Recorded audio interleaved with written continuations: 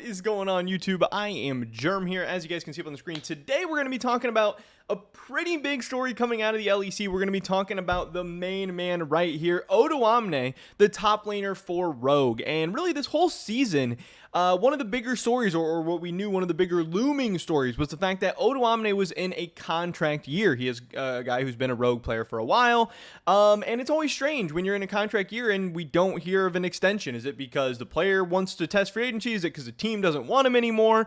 Are they going to re-sign him in the offseason? You know, we're going to be talking about all this and what the future might have in store for Odoamne in this video. But first, a word from today's sponsor, which is, of course, Prize Picks. We are back with them. They have been an amazing brand to work with, and I really do think they have an insane product that you guys should absolutely check out. First link in the description below. You guys can get signed up for Prize Picks. New users are going to match your first deposit up to $100, which is an awesome deal. Some of the picks I'm looking at making for the series tonight are potentially Viper having more than 13.5 kills in the first 3 games of the series, and I'm going with Deft less than 9.5 kills in the first 3 games of the series. I really think that EDG should be able to take this one, and I think there might be a little bit of bot diff going on Viper. Obviously, one of the best AD carries in the world, so it's going to be a tough matchup. But if you guys want to make some picks of your own, like I said, check out the first link in the description below. Get signed up, play on Prize Picks. They offer all kinds of different games, esports, traditional sports, a huge selection. Check it out. I can definitely recommend them, and it helps support me, my channel, and my content.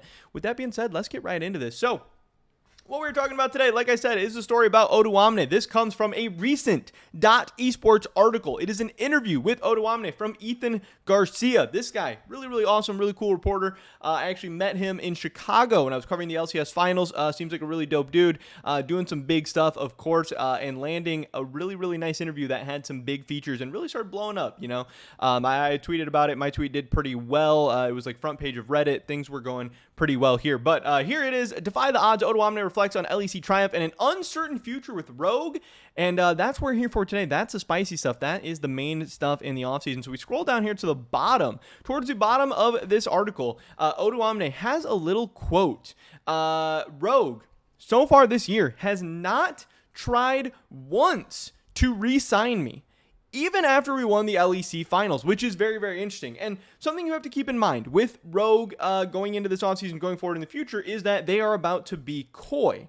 Now, Koi is going to be the majority ownership. Now, Koi has said that, hey, like the managers, the coaching staff, like most of the stuff for Rogue should stay in place. Like, obviously, the people who are under contract and the people that don't want to bring in new people for or whatever, but it's not like they're cleaning house. It's not like they're getting rid of everybody at Rogue, nothing like that. But potentially, they could be going in a new direction. I know that Ibai says he wants to have, final say on all the decisions. Everything needs to be run by him. He wants to be involved with the team for sure. So, maybe you could be like, hey, Koi just doesn't really know what they want to do for the future. Maybe they want to bring back Odoamne, but maybe they want to look at other top laners. Maybe they want to look at some different players at some different positions, all that kind of stuff. But still, remember back to last offseason and even the beginning half of this season, Rogue didn't necessarily know that they were going to be Koi just yet. So you could say, the last couple of months, once the Koi and Rogue deal has gotten done, that then maybe it makes a little bit more sense that Koi hasn't been trying to re-sign Odoamne necessarily just yet. But earlier in the season, the fact that they haven't offered him any contract extensions, the fact that they haven't even talked about this at all, like,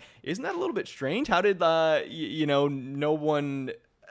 I don't know. It's just a little bit strange, that they have not tried to re-sign him once the entire year. And I think a lot of people would be very surprised by that. And that's why I want to talk about this. That's why I wanted to share this with you guys. And I think that's also why this interview blew up so big, because that is a huge story and a huge update. Like I said, I did tweet about this. I said in a recent interview, Odoamne says Rogue has not tried to re-sign him a single time this year. His contract is expiring. He is set to be a free agent. And you could say, Rogue is already out of the playoffs or out of Worlds, so hey, it is the offseason now. He is a free agent, but I don't think he's technically a free agent till like a couple weeks into November or something like that, but I'm sure he's going to be allowed to start talking to other teams and stuff. And it seems like Rogue must be ready to move on from him. Again, if you haven't even offered him a contract extension this whole year, you must be willing to move on from him, because if you wanted to keep him, you would have at least offered him a contract by now. It wouldn't make sense to let him test the free agent market and potentially get bigger and better deals from other teams and use that to negotiate against you, or use it to just leave you. That wouldn't make sense. So we must be living in a world where Rogue is at the very least comfortable for moving on to Odoamne, and at most just ready to move on from Odoamne and has their sights on some other top laners. What I said here is my hunch is that they would be looking at an import top. Keen, Summit, somebody like that. And the reason I say that is because top lane in the West and in Europe is not really a strong position. There's not that many top laners. We see time and time again at MSI and Worlds, and I think other people have talked about this as well, that usually the biggest gap is in the top lane. Like historically, mid lane has been a crazy position. The East is better, at pretty much every position overall. I think there are some European AD carries that can go toe-to-toe. Every once in a while, we have a bot lane. I think Larson did pretty well in mid lane this year. But jungle kind of gap sometimes. I'm thinking about like Tian and Canyon and guys like that. But top lane overall, I think, is usually the biggest gap between the East and the West. Like you saw Odoamne, he had a good Worlds overall. He had some nice Maokai games, but he also got gapped by 369 a couple of times. And Odoamne was one of the better top laners in the West. But if you don't want Odoamne, if you're ready to move on from him, who is an easy to get or apparent upgrade? Like who's a good top laners in Europe or in the West? Like Broken Blade, okay, he's with G2, and he didn't really have that much of an insane Worlds this year, but you're not going to be able to get him anyway.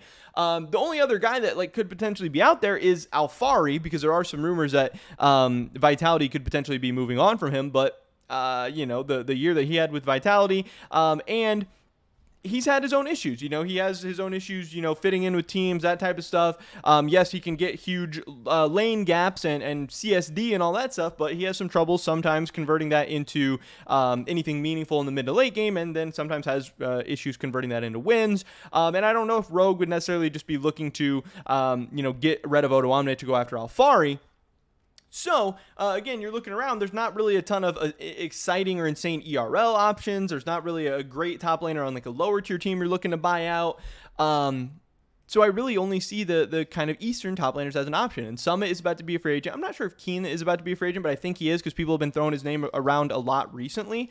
And then also, obviously with Rogue, you have Malrong in the jungle, who is Korean, and also was an import that came in and had a lot of success this year on Rogue. So Rogue could be open to the idea of getting another Korean player to pair up with Malrong, have him feel more confident at home, and kind of give him just more comfortability and stuff overall, but also be like, hey, Malrong was a pretty damn good pickup for us. Let's pick up some other Eastern players and kind of continue to, use them in our team, maybe help even grow the Koi fan base and stuff internationally. I don't know. But Summit, I think, is going to be an absolutely huge free agent this offseason, and I'm sure Keen is as well. So I could totally see Rogue going that direction because I don't really think there's a ton of other Western top laners that make sense.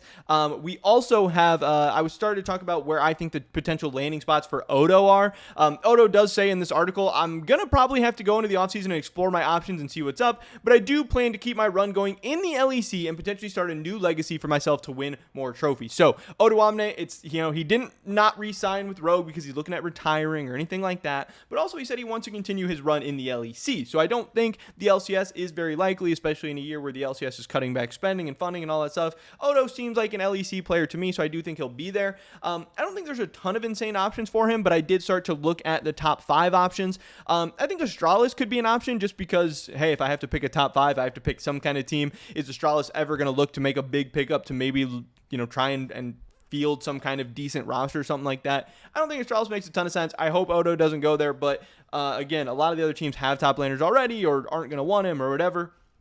I said Excel could be interesting. I do think Excel, he would be an upgrade over Finn, and he could help you make Worlds. Obviously, Excel didn't make Worlds this past year, but they were a good team at times. And I think Excel could have a potentially big offseason, dude. If they went out and got like VTO, Yankos, and Odoamne, like that could be huge for Excel. I think it could make sense. I did say at number 3, hey, maybe Koi comes knocking back. Maybe Koi wants to bring him back. Again, this is the top laner of a team that just helped you win an LEC title and then get out of groups at Worlds.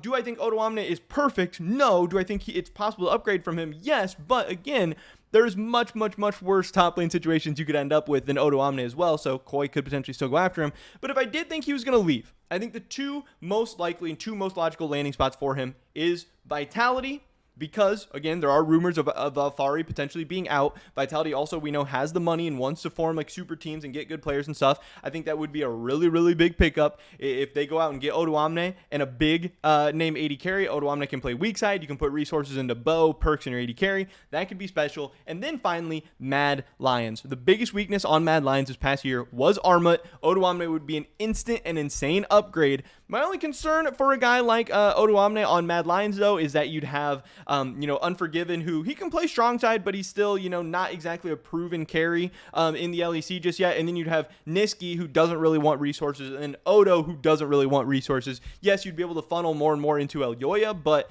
I don't know. I think, honestly, I might like Vitality Odo more than I like Mad Lions Odo, but I do think those are the two most likely landing spots. We'll have to see where he ends up. But yes, the news is apparently Rogue hasn't offered Odoamne any kind of contract or any kind of extension yet. It seems like he will be a free agent. It seems like he will test free agency. And at this point, if I had to guess, he will not be on Rogue or Koi or whatever in 2023. And I think that's a really big story. So I wanted to get it out to you guys. But that's pretty much it for this video today. Hopefully I catch you in the next one. Peace.